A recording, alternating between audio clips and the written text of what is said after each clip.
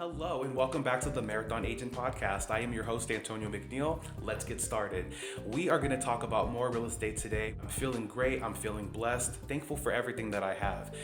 Didn't come easy. I had to work for it, but I'm still grateful. And I want to go over a couple of things that helped me get to where I'm at today.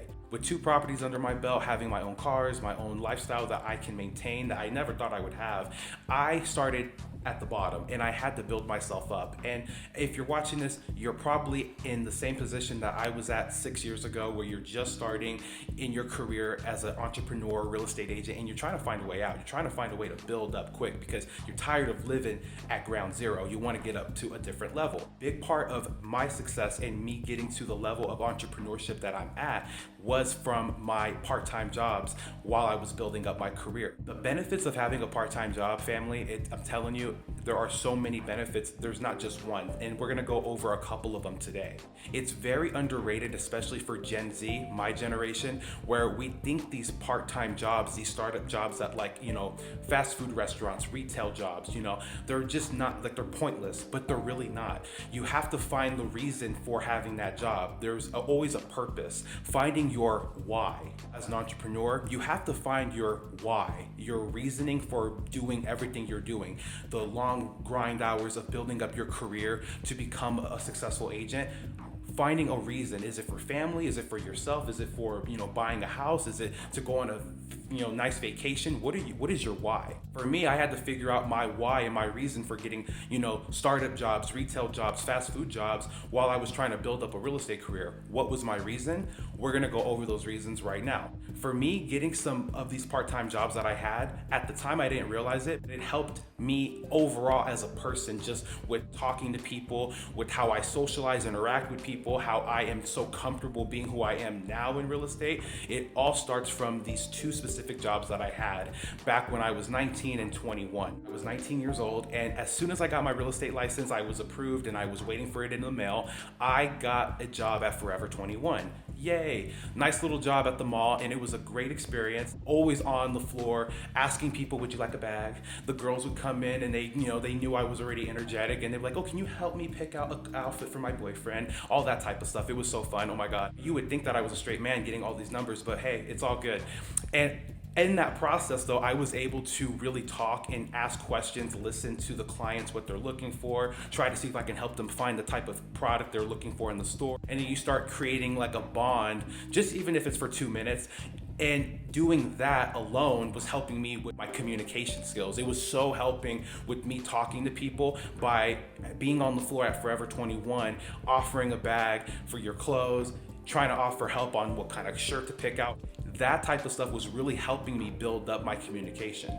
When I was growing up as a kid, I always had a good energy about me, but I was pretty quiet. I was pretty, isolated, and my burst of energy didn't really pop out until later down in high school. So what I'm saying is, I still struggled right after high school, right when I got my license, to really talk to people. So that job at Forever 21, you're forced, you're working, you have to be on the front grounds, talking to people, asking if they need assistance, looking for stuff. And a lot of times the hesitation is you don't want to upset people, you don't want to bother people, and that was something that I was struggling with at first at Forever 21. I was like, I don't want to ask them for the 5th time, "Would you like a bag?" Oh my God. But what was happening was I was programming myself to be of service and to have good customer service skills. Because even though I always had a good personality, I didn't know what customer skills were until I had that Forever 21 job. And it was like, oh, yeah, even though it's annoying and you don't want to necessarily bug them, this is part of service. And even if that person you're asking multiple times, they get annoyed with you after the 3rd time, you are doing your job. So you're creating a standard for yourself. So you have to look at it on both sides. Yeah, I don't want to bother that person. I want them to just be able to walk around. But I also want to make sure that they get what they need and they walk out with something so my store sells something for the day. You see what I'm saying? It really prepared me to go at property tours when I was with clients and asking them, what do you like about this home? Do you like the living room space? Do you feel like it's too big? Do you think that you need a little bit more room in the bedrooms?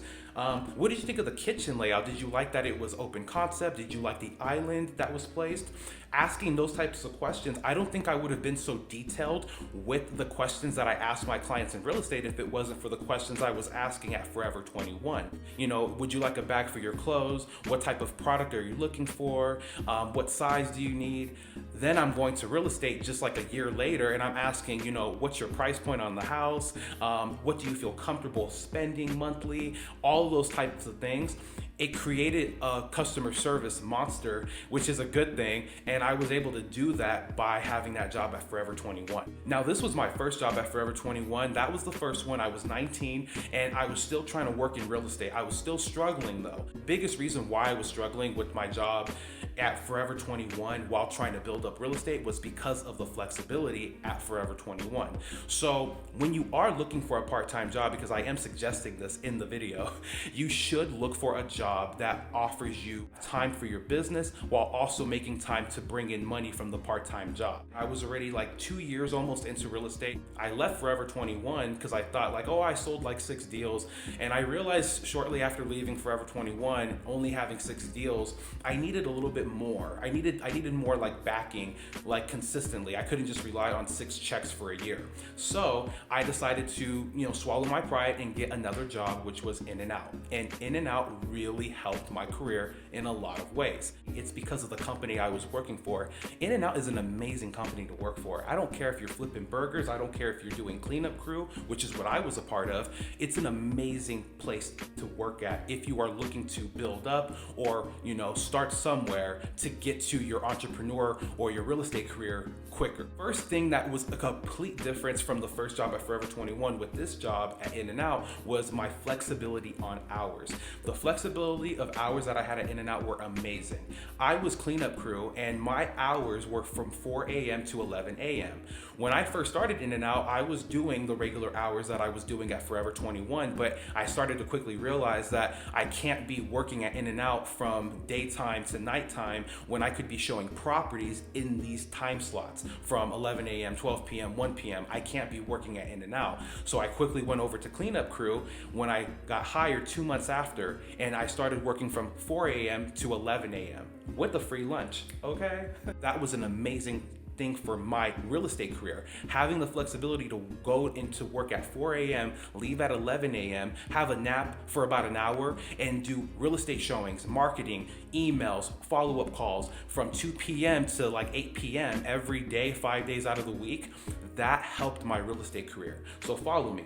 I was able to work from 4 a.m. to 11 a.m. to bring in money to pay my bills, pay my daily, food costs, all of that, gas for my car. I was able to have that because of the job at In-N-Out. But from 4 a.m. to 11 a.m., that's my time. Then from 12 p.m., 1 p.m. to 7 p.m., 8 p.m., I'm able to focus on my real estate career. Now I can go show properties to clients right when I get off of work at 11 a.m. Hey, Mr. Buyer, it's so great to meet you today. I'm looking forward to seeing you at 2 p.m. today. And I'm leaving my In-N-Out shift, going to go take a shower, eat some food, whatever, and get my day started as a real estate agent. I wouldn't be able to go show properties and go do open houses and, buy food for the open houses and do social media ads for my career if it wasn't for money coming in. And that's why, again, having that job at In-N-Out was really helpful for my business because I was able to finally have money bringing in for the business. Okay. As I was working with this company, I was able to build up my negotiation because I was a very good cleanup member. I was very consistent with my cleaning. I treated that job like it was my everything, which is something I also want to advise. When you get this job, especially at a good company like In-N-Out, Panda Express, these type of companies, you want to make sure that you are giving it your all because they are going to recognize, the manager will recognize you, and this is where it was just like night and day for me. Treat this job like your real estate career and you are gonna go far. So I was able to get increases in my pay from $12 to $15 by the time I left. And I only had worked at the company for a little under 2 years. So I was able to get like a $3 raise within like a year of working there. And it's because I was proving myself every day that I worked there that I really valued my job. Because of course I recognized the value that the job gave me. Understanding that even though that this job is temporary, I don't want to be flipping burgers or cleaning the floors forever. This job right now is the greatest thing for me because it's going to take me to the next level. And it did. And I'm so thankful for it.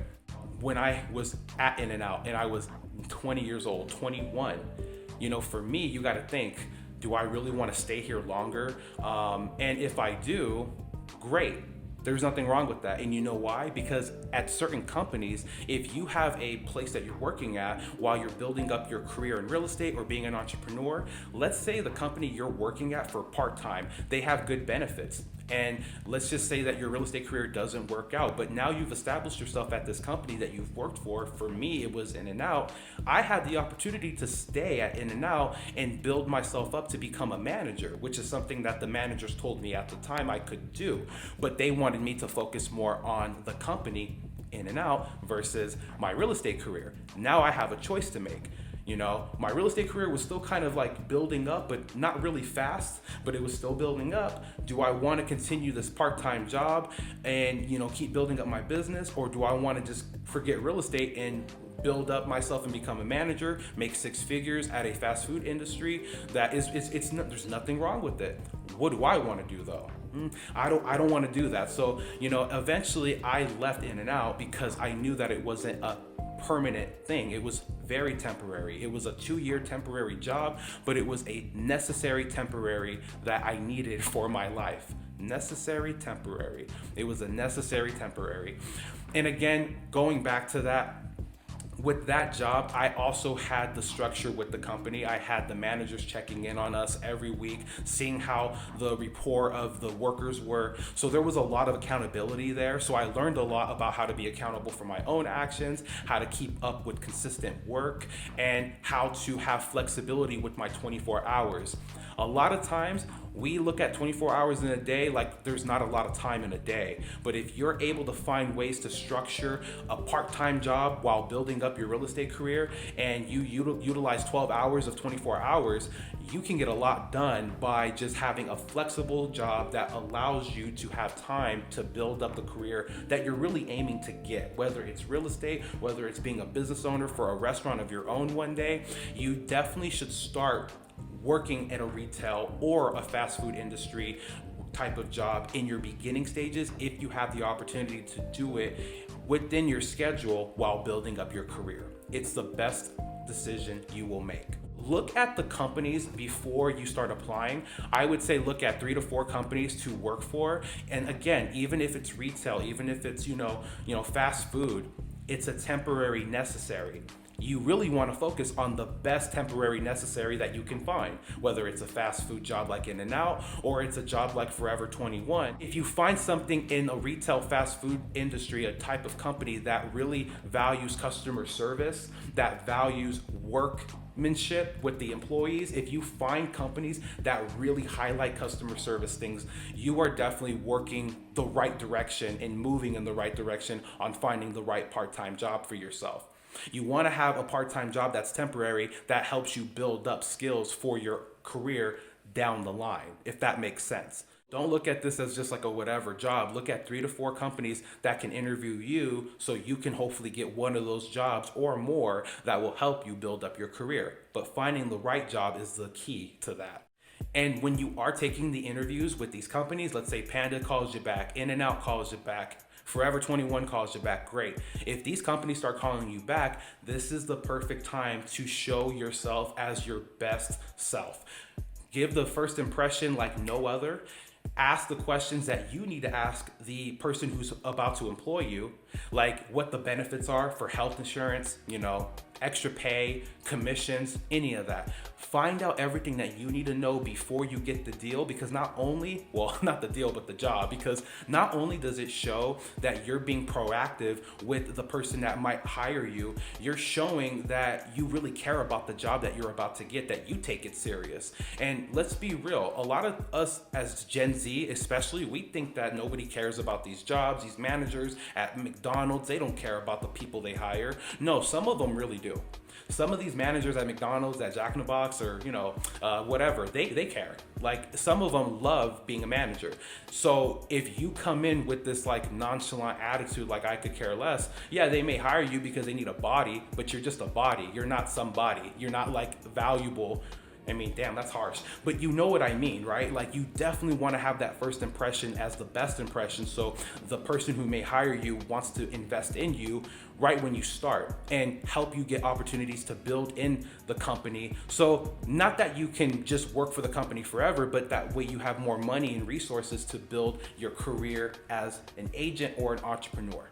Simple. My piece of advice to anybody watching this, if you're starting at ground zero from the bottom and you're trying to get here to your real estate career or your entrepreneur business, I will tell you this: be grateful for the first part-time jobs that you get. And when you do get hired, remember, don't be embarrassed. Be grateful, be blessed, feel happy, because trust me, this temporary necessary that you're getting, it's going to be worth it when you're 3 years, 4 years down the line, looking at your properties that you bought, looking at everything that you were able to accomplish, maybe breaking generational curses in your own family. Maybe it all started from the part-time jobs that you got that helped you with communication skills, customer service skills, and how to become a better leader for your own self when the time is right for you. We're all on God's time, and God's time has different timing. If you're spiritual, you get what I'm saying. If you're not, if you have somebody watching over you, guardian angel, whatever, we have our own timing to make it work, and we're gonna get there. But sometimes you just have to remember, it takes you to make the things happen. You gotta take initiative. You gotta go find what's gonna make your business grow. And if it's a part-time job and you know it's a part-time job that's gonna help you build up your career for down the line, don't waste time. Go get that job. Go flip a burger. It's all good. I am 26. I haven't had a full-time job, part-time job outside of real estate for the last 4 years. So I've been doing real estate full-time for 4 years, but the first two, I had to have a part-time job. It was nothing wrong with it, was not ashamed of it. I was getting paid, and again, most of my friends didn't even have a job to begin with. So I was very proud of myself, and I know that you're proud of yourself if you're doing that right now. If you're watching my video and you're already one step ahead of the game, you already got your job, you're secure, your business is booming or building up, you already have the right mindset to get to the next level. So good job. Now, moving into real estate, let's talk about mortgage rates. I want to go over with any buyers that are looking to buy in the next month or two, giving you some ideas of if it's the right time to buy for yourself. If you're looking at CNN's business article here, that the 30-year fixed mortgage rate is averaging at 6.31%. So obviously, it's a 3% average difference from last year, which is incredibly different. This is why we are seeing that decline in also home sales, average price points, and more. Now, for me, what I see also is the prices dropping, but not as much as I think buyers would like for it. It does show that we have a slight decrease of mortgage rates going down. However, this does not indicate that the rates are going to go crazy down. I do see that this trend will continue to go, though. I do see that the rates will continue to go down slightly. And as time goes on, we're going to see more of a drop that's more substantial. However, going to the prices of these homes, if we're waiting on the lowest price of a house, I don't think that the prices are going to go down low as quick as the rates are going to go. So meaning, if you're waiting for the home prices to drop substantially from where they're at, like from an average 500,000, and you're waiting for them to go to 300,000, that may not be the case in most areas that you're looking to buy. Especially if you're buying in a state like California, Florida, New York, the coastal states, or even some of the states like Texas, right? Where, even though there's indications the market will go down, there's still strong economies and strong housing markets in these states. So going back to the rates going down on average, that's a good thing. But just because the rates and prices are going down on average doesn't mean that the prices are going down for every city in every state in the country. Like counties in California, like San Diego County, you have, LA County, they have still maintained a pretty strong price point where even though maybe prices have gone down about 7%, from a couple of months, it's still not a huge enough drop to show an average home going from $800,000 to now $400,000 within 6 months heading into the new year. In other words, my best advice is I would not wait if you're a new buyer to just have the prices go down substantially, because it may never happen. But what will happen is this trend of lower rates. And if you watched my previous video on how to buy down your interest rate with the right agent and lender, you will see, even with the rate still averaging over 6%, if you find the right home and the right opportunity, like a house that's been on the market for 30, 40 plus days that you love, now you can talk to that seller, have your agent talk to them, and lower your rate by getting money back from the seller. Like I said, watch my previous videos and you will see exactly what I mean on how you could buy a home and get a great deal in a market where the rates are going crazy sky high. Especially if you have a pre-approval and you're able to get pre-approved. With the rates going from 5% to 6% in the last couple of months, buyers are bought out and they can't get a home anymore when they could have bought just a couple of months ago because the rates are going up. So if you have that opportunity to buy with a lender, just take advantage of how you can use that pre-approval and lower your rate. Because if that's the only thing that's stopping you, that shouldn't be the reason why you don't buy, especially if you have a way around lowering your rate.